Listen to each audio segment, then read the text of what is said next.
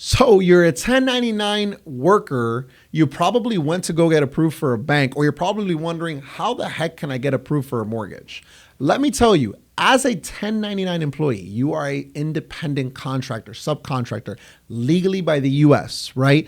So your income doesn't actually get calculated the way you think it does. A lot of people misunderstand this idea, but I'm here to provide clarity on what and how a 1099 and contracted paid employee, technically you're not an employee, will qualify for a home loan. Stay tuned.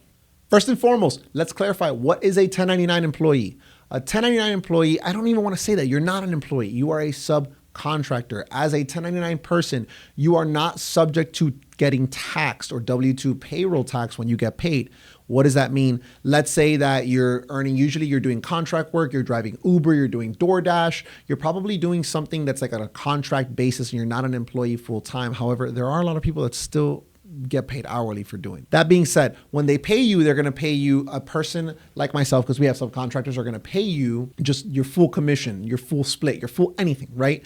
And of that full commission and split that you're going to get, we're not going to take any taxes out of it, right? Because we're going to issue you a 1099. So at the end of the year, the IRS knows and says, hey, you, Mr. Client, you made $150,000 this year. Great. But you are a subcontractor, or you are somebody who has expenses because you're not an employee. So by law, technically the person who is hiring you shouldn't have provided you any of your own materials or resources. They simply contracted you to do a job and you had to figure out how to do it. So guess what? You now are able to put expenses on your taxes. These expenses can be, hey, the miles you drove, the car you used, the rent you paid, the labor you used, the materials you had, right? So Uber is the easiest example. An Uber driver may have earned $50,000 for the year, but that driver accumulated miles, gas, car exterior, maintenance, like all of these things are costs that they incur to do their job.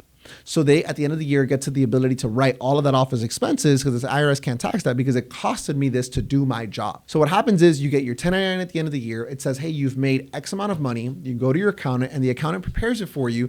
And the accountant says, hey, how many miles did you drive this year? I drove 20,000 miles. Great. That's an expense. Hey, how much maintenance did you do in your car? Well, I had to probably put 3 new sets of tires on my car throughout the entire year. Great. That's $500 a piece. It's $1,500 write-off.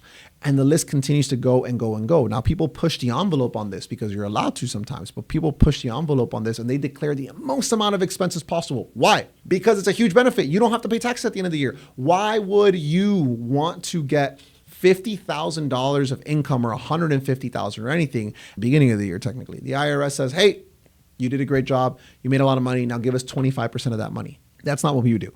We're going to write off as much as possible, and we're going to try to hold back as much of that money as possible.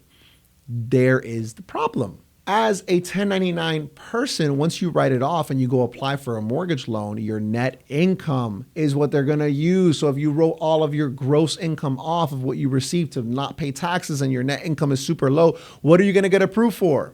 But that's where we have the solution here.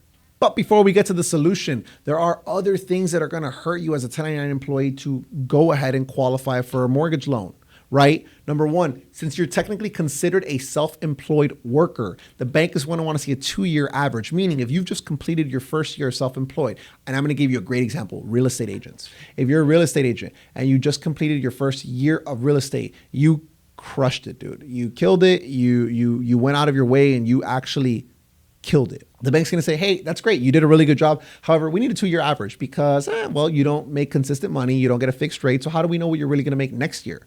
So now you have to wait an extra year at the minimum of 2 years. And that goes for anybody who's been W-2 and switches to 1099. Hey, guess what? You just started the clock for a 24-month clock. Is that fair? I really don't think so. Number 2 is, hey, if you, Mr. Realtor, you did a great job your first year, you did really good, right? But you declare your second year, hey, you didn't do that good. If you have declining income, hey, that's another red flag and a potential hazard risk that you're considered. Might be way harder to get financing because of that.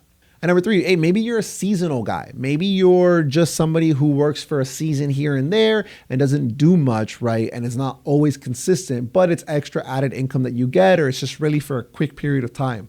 The bank's going to mark that as a red flag as well, right? Because the income is not consistent, so they don't know that you have the ability to repay. And that's the biggest issue. That's why the solution is your 1099 program. What is the 1099 program, Joel, and how can it solve my problems? The 1099 program is a very simple program here. It's going to say, hey, because you've earned a 1099, we're not going to look at your tax returns. We are not going to look at what you declared, what you wrote off. We don't care about any of that. We're going to grab your 1099. You're going to show us what the 1099 is, and we're going to use 90% of that income because you shouldn't really have a huge business. You should just be a subcontractor. So hey, you probably shouldn't spend more than 10% of your expenses on your business. 90% of that you're probably keeping, which is true. Most people on 1099s are commission-based people or service-based people, right? So you're really spending that much money, but either way, you can write off a lot of money on your taxes either way. So the 1099 makes it very simple. We don't look at tax returns. We can look at the most recent year. So if you don't have a 2-year history, we can just look at the last year or the only year that you did, as long as you provide a 1099 and you know that you're going to continue to get it. That's as simple as it is. Right now, I have somebody who's earned a W-2 plus they earn 1099 commissions. And guess what? We're using a 1099 loan because we can combine those loans together. And that's how we're qualifying them for a $400,000 property. Otherwise, that they would not have gotten, they would not have been able to get, and they would have had to wait till next year to file their taxes. And this creates a really great strategy if you want to save money, right? Because as you save money on your taxes, guess what? That money that you would have declared to pay on your taxes. So let's say you said, hey, I want to actually just go and file 2 years worth of taxes. Guess what? On a 1099 loan, you're going to pay a 25% self-employment tax or a 15% self-employment tax, one of those two. You're going to pay a very heavy self-employment tax, which ends up you're almost paying total 25 to 30% of your earnings to Uncle Sam. Versus using a 1099 loan, you can save all of that money, write off as much as possible. And you know what your next step is? Your next step is using the money you saved from paying the IRS. You now can use that money for your down payment. Yes, that money is yours. The moment you send money to the IRS, it is gone. That money's never coming back, okay?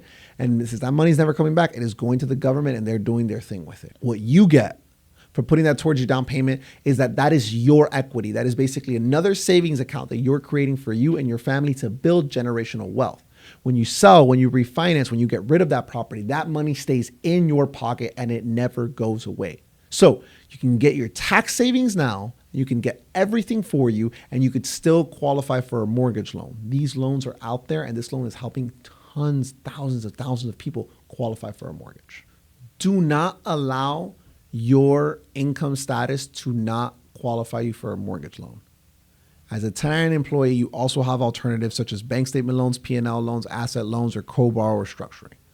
All of these are solutions for you. And if you're a realtor watching this or you're anybody else watching this, you should absolutely be telling your clients about these loans every single day. Please like and subscribe on the video below. Comment if you have any other additional questions for my 1099 guys. I hope to hear from you soon. I want to get you in a mortgage loan. I want to help you guys out and I want to help you grow. Talk to you soon.